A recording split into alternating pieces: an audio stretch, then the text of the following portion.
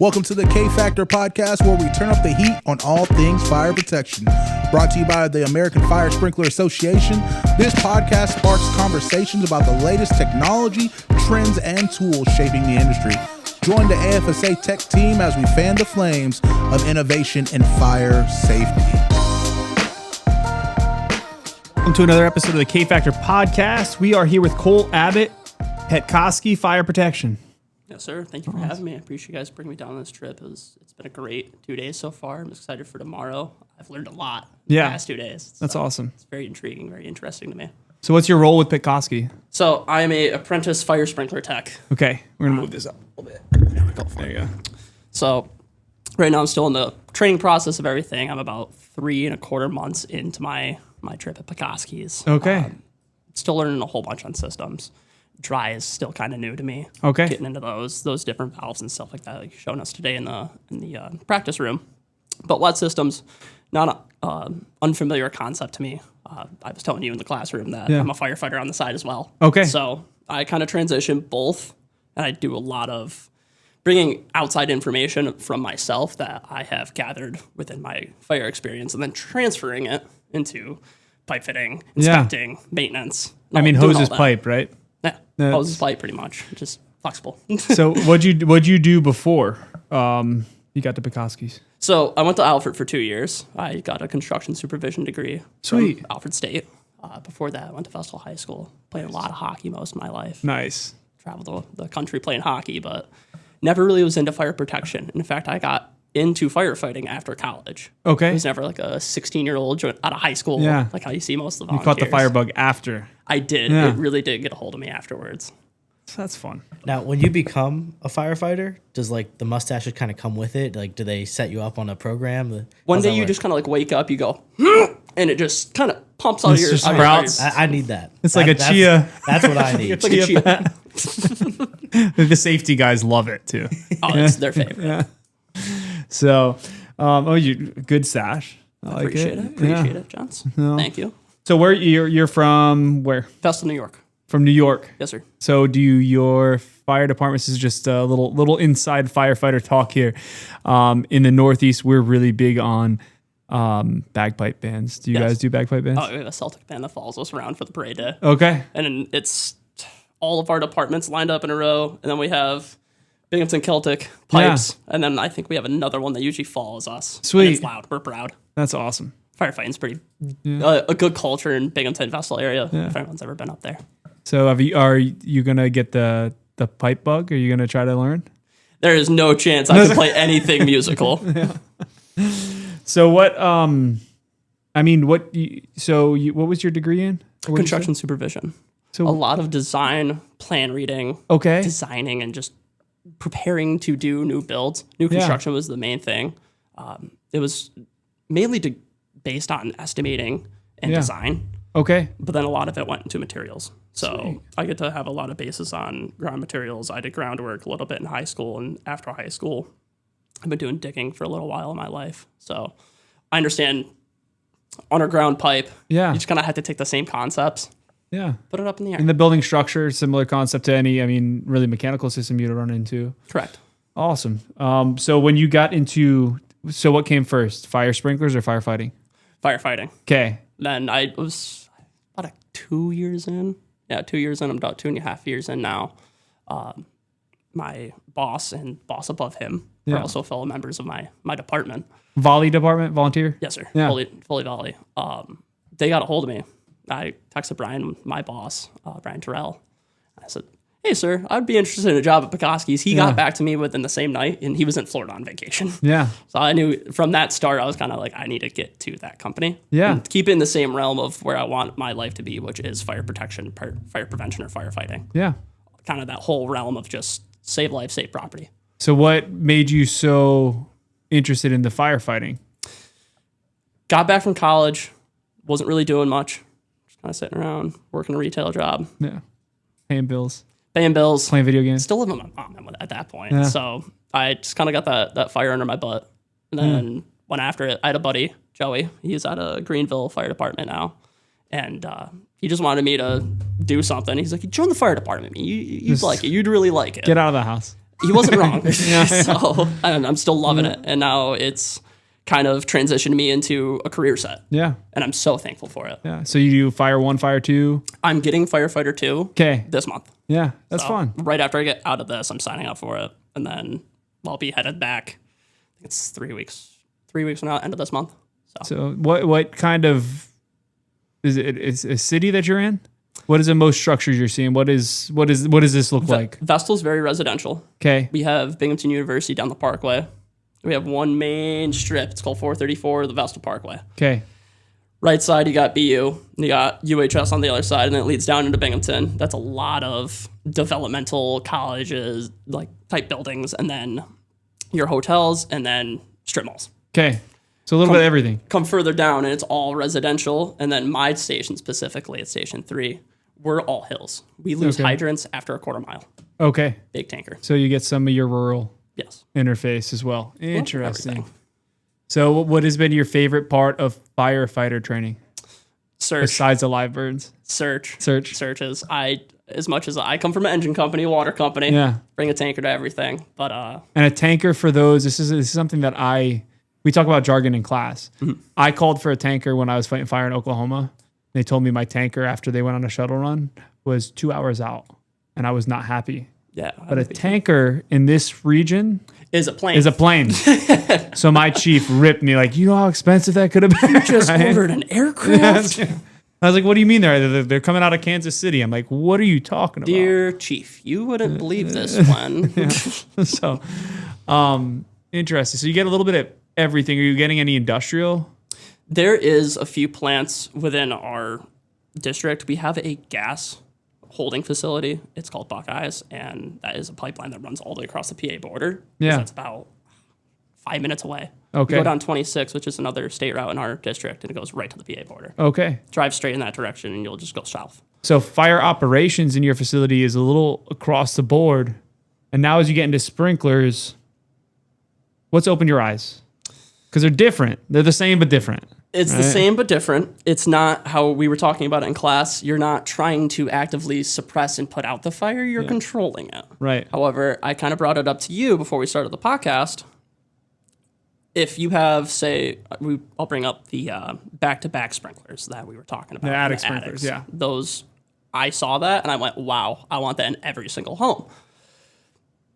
Room and contents fire, you get a balloon frame structure. Northeast, you understand what a balloon frame structure is. So to listeners, that's basically they build the inside of the building and then they end up with the facade on the outside, but you end up with like I don't know the distance, right? Space but you have basically a gap or a chimney around the entire structure that leads right to the attic space. So your first floor. If you look at that dimension, Hayden. Yeah, if you can find that'd be awesome. But that first floor room of contents fire that you just knocked down is already transferred to the attic space, and we chase that a lot in our mutual aid district in Endicott. Yeah, we call them old Endicott Johnson homes. It was an old factory that was there, and they're just pop-ups. Yeah. And that's this goes back in history too, which is kind of interesting. As basically mills were popping up and there was an inflow of people into industry, they would have to fund the workers or home the workers, right? So they would, to your point, they would just pop up these buildings, and the easiest way at that point in time was the wood frame, and some of it was nominal, it helps us. But you still get this massive chimney. So to your point, fire spreads from outside the room into this chimney space and just takes off. Takes up off the wall. And it's a fun fire to fight. It's fun to fight. However, you're there for 5 hours, and it gets a little bit cumbersome when you're going, all right, I need 5 other mutual aid departments because we're a volunteer service. And how many stories are yours typically in your area? Around 2. There's some you'll catch a third, but mainly just 2-story, and there'll be peaked roofs. There's not a lot of flats. There's not a lot of brick facade. It's all wood frame with older siding. We get a lot of 3-story where we were, and we call them triple. It's hard to pronounce in non-New England, like a triple decker. Right? A triple decker. Triple decker homes. So we look at these back-to-back sprinklers. We're spraying narrow spray pattern down towards the eaves. From the peak, and what are your thoughts? That puts out a lot of fire right there, and just the heat in that compartment gets so bad that you really can't put many people in there and then effectively fight the fire. At the last Endicott fire I was on, I had another Cole. He was in the attic, and I didn't even realize until I kind of looked up and I saw the bottom of a pike come through because he was moving around and he was using that as his ice pick pretty much to drag himself. He's all laid out. Yeah. And he told me, he's like, there's really no effectively fighting it. Everything's in the way. Yeah. There's so much fire load.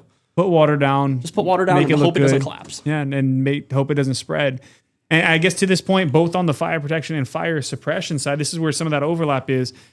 We say they're 2 to 3 story buildings. Initially, they could have been communal spaces, but they're now being made into apartments, either 1 or 2 apartments at each level. They can split, getting reoccupied. So fire starts on the first floor. Now all of a sudden you have 3 other families that could potentially be endangered. They're affected, and they might become trapped, entrapped in that fire. And now you got victims. Right. So to have that extra just in the attic suppression helps us a lot, especially I'm talking basic scene time. Yeah. Just putting the fire out, essentially. You already got the room of contents fire out. Now it's like, all right, well, plan B. Let's go up to the roof now. Yeah. You have to go fight that fire, even though it started on the first floor. So I saw that, and I got really interested. Like I said, I haven't been in this game super long, fire protection wise, firefighting. I got a decent amount of experience now to see the back-to-back sprinkler that opened up my eyes. Yeah. So then that's an interesting too when we start looking at codes and standards. Not all attics are required to be sprinklered, especially when we start talking about if those 2-story balloon frame structures are 1 or 2 family dwellings, we might be able to hit a 13D system, which does not include sprinklers in the attic. Right. And what's your jurisdiction like? How many homes are installing sprinklers? Probably none. About none. Yeah, unless it's living multimillionaire facilities. and living facilities. Facilities that have been converted from bigger homes. Yeah. But we have, I think, 1.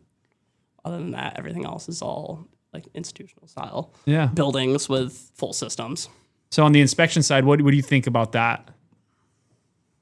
Like, what's your initial thoughts on the just being an inspector, right? We'll take I would say firefighter hat off, but it's a helmet. Take the helmet off, and now we're putting the Petcosky hat on. Well, coming from the residential side, Petcosky wise, I'd love to see a little bit more residential sprinklers getting put in New York and up north. But looking at the other institutional style, the bigger style, commercial buildings, we have we talk about this at the company all the time. Binghamton has the hardest water I've ever worked with. Chemical wise, hard water? Yeah. IBM dumped a crap ton of chemicals into our water. And I'm not sure if it's something with the soil, but everything corrodes a lot faster. Okay. And 3 of our guys are not from the area, and they drive up to come work. Yeah. And they will tell me, nothing looks like this anywhere else. Yep. And I understand it, being a kid from there. The water's crap. If anyone has been to Binghamton, or if you know what the Susquehanna River is, don't eat the fish out of the Susquehanna River. Okay. Especially in the Binghamton region. Yeah. That water is... This is common knowledge, right? We're not going to have to bleep this out and... I don't think so. Okay, all right. I ain't going to get yelled at by anybody. IBM's coming for us. That's right. IBM is not in Binghamton anymore. I wonder why. But... If story tracks. That soil will corrode pipe not exponentially faster, but just a lot faster. And you'll see the corrosion, the tinting on it come up a lot quicker. You were talking about chlorine in pools, and you see that. It's kind of the same thing. But it's not, day after, it's like a week. Yeah. Still, it's a fairly quick process compared to other places. I'm looking at the piping down in Texas going, so nice. There's no rust. Yeah. That's what it is. The issue that we have is it's not meant to freeze, even though we freeze every year. Yeah. Right? So we get a lot of breaks, but water quality's I think it's been decent. Pressure, I've been surprised coming down here. We didn't run off of water tower, generally speaking, right? It was a pretty substantial urban water treatment or supply. Coming down here, it's all tanks. It's all tanks. I've got like 75 PSI at my house. Oh, wow. Like the pressures are, the curves, even with elevated tanks, has been impressive. Kind of neat. That is neat. We have low pressure where we're at. A lot of the systems mainly run around like 50, 60. Yeah. And then we're talking hotels. Yeah. Most of the time down here, what do you guys run hotels at usually? I couldn't tell you. I haven't been out of this office space. Like I've looked at other places, but I mean, this is probably, I think our last static that I looked at on the tag was around the 80s. Yeah. Well, it's a little bit higher. Yeah. Vestal has for some reason, just low water pressure, but hydrants work good. Nice. Hydrants usually work pretty good. Yeah. That's about the pressure wise. The only fluctuation we get is like big, tall hotels. BU has really tall dorms. Okay. I'm certain their standpipes get a lot of fluctuation. Yeah. A lot of pumps. Or not really. On the campus, yeah. I believe if I remember correctly, there should be a few pumps on campus. I haven't done a lot of pump testing because that's a little bit more advanced from where I'm at. We're going to do churn testing tomorrow. Oh, God. So you'll at least get into that and understand the pump room a little better. And spin it a little bit. Yeah. I've never been to like a pump teardown. We went to go do a pump test, and sadly it was inoperable. The drive shaft had separated itself. Yeah. So I'm sure it's been maintained perfectly, right? couldn't really do anything with that. Kind of sad day for me. I was really excited to go do it, learn a little bit more. Like the pump's on the truck, but I've never laid an eyes on it outside of a truck. So to kind of see that you can take it, I guess in my perspective, take it off an apparatus and put it on a floor and connect it to pipes is like, oh yeah, duh. So we talk a little bit about response time and like when we're starting to figure out timings of water flows, or if we look at, it comes up all the time with that side-by-side burn that I'm sure everyone's seen of, and maybe we'll drop the link in the description here of your legacy construction versus your new construction. So for a volunteer department, and it seems like a reasonably built up community, right? What does response time look like for y'all? About 5 minutes. Average. 5 minutes is awesome for volunteer department. We're pretty good. So you have people in the house all the time? Not all the time. That's the thing. We live fairly close to the stations. It's varying depending on the times of day is. Yeah. Our guys during 9 to 5 hours working hours. Yeah. We'll response all 4 stations. Okay. So that way we actually make sure we have the manpower and it looks good on us when we show up to a call and there's not 2 guys running around like you see in some departments. Which nothing against it. They're trying to deal with what they have. Yeah, right? we're working with what you got. 5 to 8 minutes is probably average. That's us. a good time. It's fairly quick. Yeah. We're not out in the sticks, so you're usually right by the station. For my station, I'm the furthest away from the station, driving a mile and a half. You get to run lights on POV? Yes, we do blue lights. It's not That's fun. I know down here is red and whites because the police rock blues. In Oklahoma, we couldn't run no personal lights vehicle. at all. So you had to. I got caught up. We were headed to. It was a decent sized tornado, and we got called in as mutual aid just for manpower, right, on search and rescue. And I was young, right? I'm like, we're headed to this thing I've never been, and I started going. And so I get pulled over, and now my response time, who knows what that is, because I'm sitting there with what would be the equivalent of a state trooper. Got a ticket for that one. And he did not care. He's like, yeah, we're all headed there. Yeah, we're all going there. I'll see you in a second. They've got plenty of people there. Chill out. He watched you explain that one to Chief, didn't he? I just ate that one, right? Like we just paid the fine and kept moving. There's no need. It was in my own vehicle. Probably the best decision. Yeah. Yeah, no, we get to rock blue lights. It's now a state law that you have to move over for them, if I am correct on that. I okay. Look that up, but that's fun. I enjoy So what are you it. driving? I just got a Nissan Rogue. Let's go. Little Nissan Rogue. That's about it. A little V4. Light bar? It's got just the 2 above the windows. That's it. Yeah. Nothing crazy. I don't try to be super, super bright. Yeah. I have buddies that light up all everything, yeah. Oh my God. I think it looks cool. We had one of my buddies that I ran with for a little bit. He came out of PA, so he was already lit up for his volunteer department, but he had a Ford Focus. And that thing had light bars from top to bottom. Light bar, little spotlights. Little radio, everything. Nice. This is fun. It's his own Chief's car. Yeah. I swear, light color is like one of the biggest changes from Maryland to here. Is in my head, if I see blue lights, it's a cop. Yep. And so it's like, I see a cop, I pull over, get out of the way, like let him go, whatever. Especially if they're going on. Here, it's like the tow truck down the road has rocking blue lights. I'm like, what? He's doing 20 under the speed limit. Yeah. You're pulled over for. Yeah, exactly. What's going on? Yeah. Red lights are cops, right? Well, blue and red. Blue and red. Bro. Yeah, they do both. I haven't paid attention that much. I've been here 5 years. Oh, I don't know. Yeah. Speed limit's a little different here, though. They drive a lot faster down here. Yeah. That's coming from a New York driver. Yeah. We drive pretty fast. I've lived in Florida which that one's an interesting driving experience because you get so many people from other countries, right? So you just get this kind of merge of people. And then Massachusetts, which we have a unique name for people from Massachusetts just because of their driving. But this is the worst because the semi truck drivers are in the same mindset and they'll do 15 over. And coming from a firefighter perspective, that's a not fun rescue. No, that's not. No, there's a lot of that. There's a lot of, I mean, I'd say once a day on the highway, I see truck pull up just to block lanes and they're there for hours on a standard bumper to bumper because it's high velocity. Yeah, and they just want to shut down that lane. That's understandable, especially with how fast they're moving on the freeway here. Cruising. Holy crap. Yeah. I was like, whoa. And we were going 75.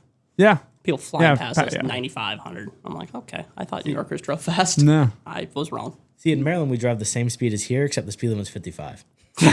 So after I got pulled over for that situation, within a year, I moved back home. And they're all antiquated for horse and buggy. 45, I think, is the most on the island I lived on, the highest speed limit. And then even on I-95, we're talking 55 max. Yep. I'm cruising at Oklahoma speeds. Oh, I got tagged there too. I bet you were their favorite to see pull on the highway. That was fun. But so, what do you take from firefighting into, like, has this been an easy transition for you? Honestly, yes. Okay. And I've explained that to a few of my coworkers that I'm more than willing to share my information of what I know, especially when it comes to ADA, accessibility, egresses, life safety stuff, especially like doors. People don't think of systems like doors. We were just working with the JCI guys. They see everything, right? Like bird sensors and stuff like that. It's insane. That stuff is what I try to be like, okay, if this sprinkler goes off, I want to make sure that this door closes. It's not any of my perspective or my job scope. I'm not going to go and take care of it per my job. Yeah. But I'm at least going to keep it in the back of my mind and have that knowledge. So that way, if something does happen and it does trip all systems, I'll understand partially what's going on. Maybe not the extent to an expert like a JCI guy would. Right. However, I know what's going on, and especially when it comes to like FDCs up north, they're always freezing. Because if you go to test it or you do flow water into it, say someone had a fire and you flow your FDC and you don't drain it or it doesn't have a weep, it's going to freeze. Right. So I've caught that a few times when we're on inspections. It's a good perspective for the listeners too, right? And we have this discussion in almost every one of our classes. When we as sprinkler contractors or sprinkler people get frustrated with our AHJs that typically have a fire service background, it's kind of not fair. Because sprinklers is like 10% of what they see, right? And my question is always, what do you actually know about portable extinguishers? What do you know about combustibility and lot line exposure protection? What do you know about ADA compliance? What do you know about the strobes, horn strobes, and how many candelas are permitted in this situation? Line of sight for those strobes. Like, that's the stuff that they have to pay attention to, including exit widths. Yes. Right? The egress is one of the biggest things, like we were talking about with what was the bar that you were just showing us? Where Station Nightclub. Station Nightclub. Yeah. The Station Nightclub fire. That was a egress issue at that point. It wasn't. It was definitely a sprinkler issue. They should have had sprinklers in that. Right. However, what really killed people was trying to get out of there and getting trampled and not seeing where you're going. The people who ended up in the bathroom. Yeah. It's an egress issue. You should have had. And we've seen this like MGM fire. Same thing happened, right? They'd get down the hallway and they thought they were headed towards the exit and going the wrong way. Yeah. And it's a sad thing to think about, but it's one of those things I like to keep in the back of my mind because it's important. Right. And people just overlook it, especially AHJs, building owners. They just kind of, oh, well, that'll be fine. Yeah. I guess we can deal with that at a different time, kind of deal. I'm like, no. If there's a fire and someone gets hurt in it, one of my guys, another firefighter, I'm gonna be upset about it. Yeah, a little bit. It's gonna affect more than just one person. Yeah, it very much affects families. Yeah, like you were saying earlier. That's like I feel good for people. Like my background in EMS, mentally's been rough. Right? Like it takes a toll on you after a while. You've got to have a good group of people to talk with and I say joke about, but make light of really dense situations. But that really helps me in my day-to-day job. I'm no longer fighting fire, but like until you see that family torn, you don't really get it. You don't get it. It's not going to have any weight to you. You have the privilege to say, no, I don't like blood on my clothes on Netflix, right? I don't want to see the new Pit or whatever. There's too much gore, but like that's real life. That's life. And that's Pit is probably the best one I've seen. Like Grey's Anatomy. I love the Pit. But Pit is, they cram a lot into one shift. I will say that some of it's pretty dramatic, but it's probably the most accurate in the sense that you're looking at somebody with a cut on their foot and then someone who lost their child. Yes. And that's what it's like a day-to-day. Say day-to-day, depending on your department. Once a week, you catch one of these calls, you're like, holy cow. Our departments, we don't catch fires daily. We're not the FDNY, obviously. And we don't see stuff like that constantly, but it's definitely something I don't want to have to deal with within my district after a fire happens. Right. Why wasn't the sprinkler system working? Or why wasn't your egresses not working? Yeah. And I'm not a fire chief, I'm not a fire marshal, but I believe that it should start from the bottom and work up a little bit in a sense. So that way all of your guys are on the same page. Good foundation. One thing I try to live and die on is just communication amongst the members and being able to work together and actually know what's going on amongst ourselves. Yeah. Being agreeance. And I'm trying to do that with the company too, and they're really good at it. They're amazing at just getting all of our technicians on the same page. Yeah. And all of us coming together and just putting our brains together to understand a situation. Consistency is great for quality and product, as well as getting that safety through. So it's a good concentration and point to bring up. One thing that I also point out, and like I'm not ever trying to convince people to find different career paths, right? There's a lot of good companies with good things, but I think this is a missed point from firefighters transitioning. You get the old head on the truck that pulls out their back, and I know they want to be an operator, but it's not safe anymore, right? Like, or vice versa. Like you're in sprinklers and even that firefighter range, but it's that breadth of knowledge and that understanding. Like your transition from firefighter to sprinkler inspector seems to be very seamless, but have similar values. Mm-hmm. And for those that are on the truck, like you've got a lot of you are on 3-day shifts. Right, you've got 4 days to play. It's a pretty smooth, easy transition to do. I mean, it didn't make sense for me to fight fire, but I loved it because adrenaline rush was amazing. But like ultimately, you're helping people at the worst time of their life. Mm-hmm. Right. So, you have any recommendations to those who are in the fire service that are thinking about it or haven't even thought about fire protection? If you feel like there is value in protecting life and doing it before anything bad happens, and you find that to be valuable to your own self, go join fire protection. Yeah. It's all about the pre-planning to make sure that the fire is going to be mitigated before we get there. Not to say it'll be taken care of and put out, but the firefighters aren't going to have to fight a 5-alarm fire. Yeah. That's what the sprinkler system should do for us. And it's very important because we've been on a few multiple alarm calls. And at face value as a firefighter, let's go. Right? Yeah. At face value as a firefighter, it's very fun. But if you slow down, think about people's lives and their safety. It's more safe to have something in place. You have 4 departments on scene. I don't know. You have 30 people running around, all getting different guidance. Yep. Right? Because that chain of command is super important. But when you have that many people, it's almost impossible to control. Yeah, multiple departments. Get the kind of coordinators. And that's where people get injured or die. Yeah. Right. And let's talk about the property lost. Right. The property that's probably not going to be back in your jurisdiction for that tax. We'll talk the money. We'll talk money too. No, we'll talk a little bit. You're going to lose. You're going to lose them. They're not coming back. No, they're not coming back. And if they do, they're a long time from now at a slow rate of restart. Right. And they're also probably going to be stinted coming in. So unless it's a Fortune 500 company, something like that. One thing that I was always envious of coming from the volunteer world, and I actually my senior project in high school was a pre-plan of a building. And it led into my senior project in college being a very similar life safety layout and plan. The departments that are well-funded and typically paid, bigger cities, have an amazing pre-plan process, right? That's a part of plan review is, okay, what happens here? And then a lot of times you'll see that they'll respond with their first due and do a walkthrough. Yep. And I think it's missed on design. We tend to do that with some places. Station 4 down the parkway is big on that with BU. They have a lot of pre-planning there, as well as the Buckeyes terminal. We have a lot of pre-planning for that. In fact, we have a new super foamer coming in for it. So, nice. We had, in each truck, there is a little binder with all of our pre-plans. We tend to be pretty on top of it. We don't have a lot of, like I said, major facilities where it's going to be like, we are going to stack all 4 houses and then call 7 more. Yeah. I think like the biggest pre-plan we have is for the schools. The Vestal High School, we have I'm not sure if it's 2 or 1, has a rope set out for the school.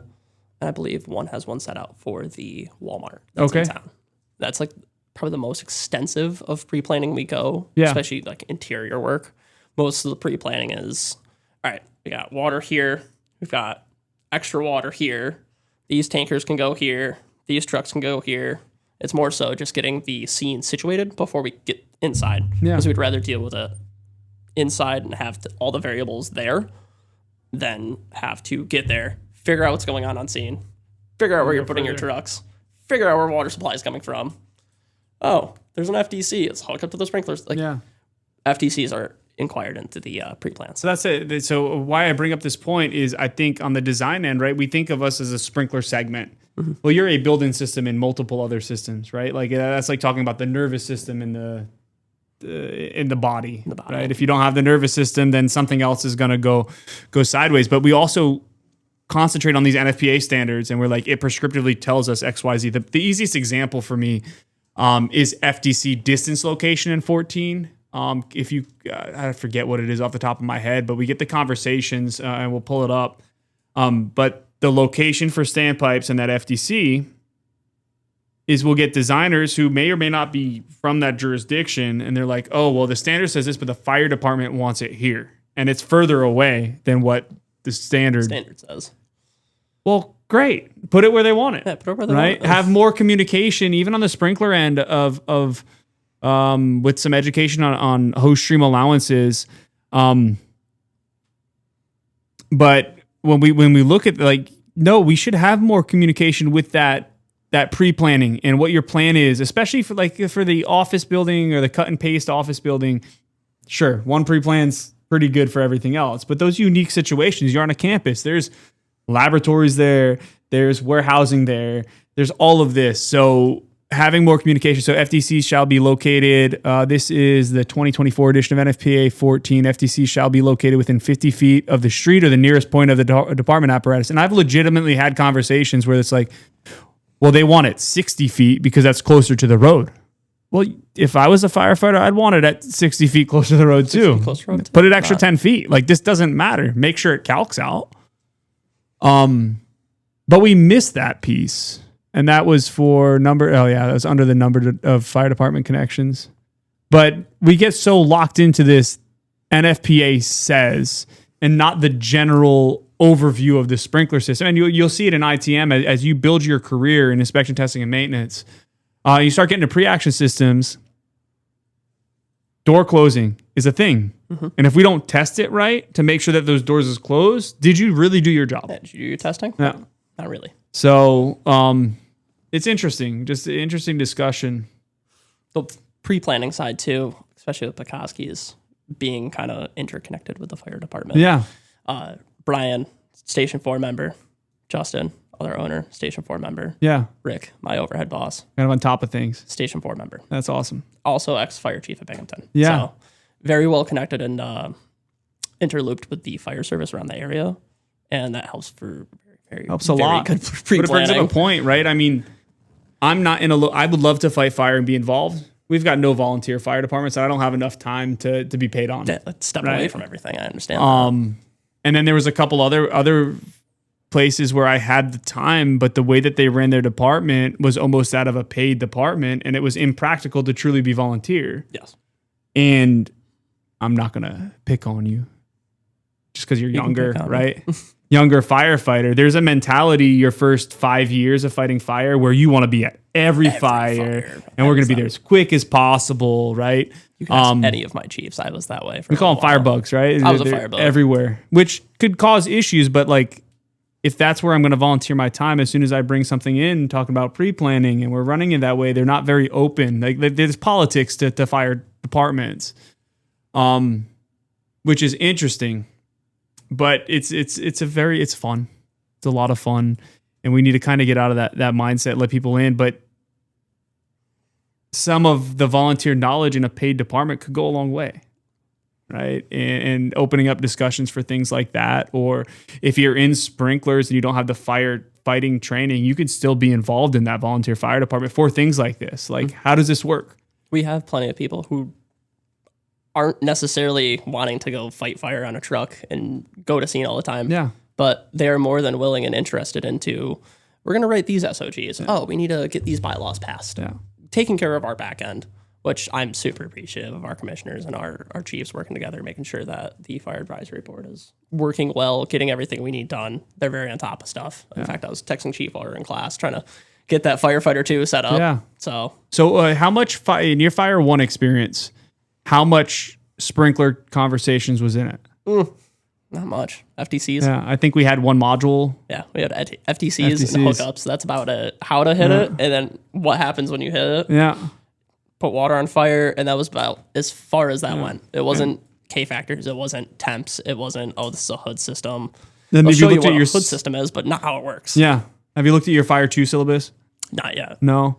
You pull up like general Fire 2 conversations, because I noticed that too, right? And I'm not going to pick or call anybody out, but I was in the sprinkler industry taking Fire 1, and even that information or content, maybe search IFSTA. IFSTA would be the... Yeah, which shout out to IFSTA. It's a good old Oklahoma State production there. It's an OSU? They're publishing. We did so my first sprinkler design analysis was of IFSTA's warehouse. Oh. Yeah, okay. They're right on campus, or right off of campus.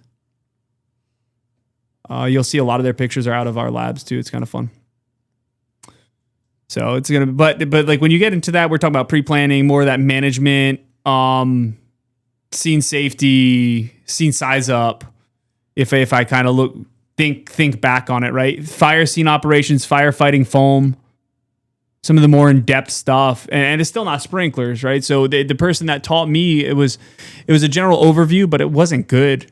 Like it wasn't quality stuff. And then we're trying to get on the truck, and we're trying to, the on-the-job training for sprinklers correlates to firefighting, right? The more reps, the more muscle memory, the better firefighter. I remember my first, I wouldn't say it's mass casualty, but it was so we'll come back to that. But key topics covered in Firefighter 2: building construction, vehicle and technical rescue, firefighter ground operations, and fire investigation. So I'm still not really seeing a lot of sprinkler stuff, right? So most we're seeing is advanced foam stuff. Yeah.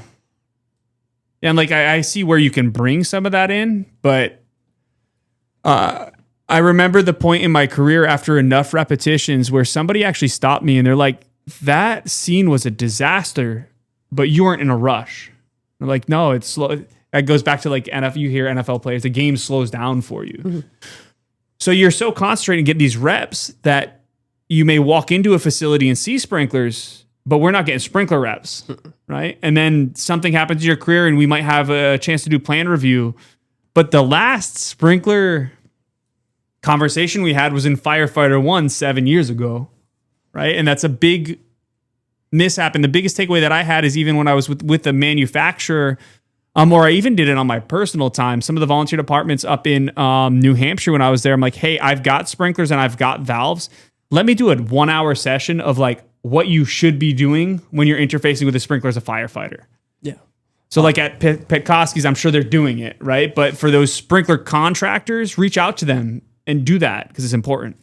We should, honestly. One of the things I've brought up to a few chiefs in our area who are also state fire instructors, why don't we do a panels class? Yeah. There's a few guys who do know panels in our area that are also firefighters. And I would be more than willing to sit down and just watch them press buttons and teach me how to use general panels, whether it be a simplex, sentry, silent night. You take your pick of which one you want there. But the ones that are more current to us are sentry, silent night, and then you'll get some simplexes around Broome County, but they kind of spot around Broome County. So I'm going to do a quick and shameless plug, but it just naturally fits in, right? We're noticing this. We're ramping up to get that for not just, we plan on fire departments coming in and using it for that exact reason, but for ITM, because you're interfacing with them and you'll notice, and we even had a conversation in the class, it was like, oh, do I just pull this circuit or do I hit you do all that and no one really knows. So we're excited to be able to help members out with that. I've got a question for you. We're going to end on this one. If you were a part of a sprinkler system, what would you be and why? What would I be and why? I think I know your answer, but we'll see.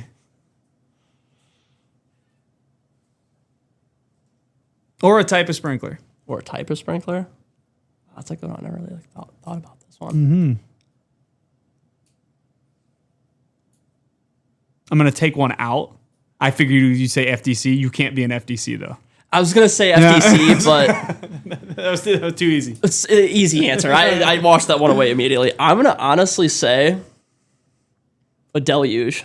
Okay. A deluge nozzle. Yeah. Because when you pull the handle and you call on me, I am there. Yeah, you're there, and you're full send. Full send. Give me an accelerator, too.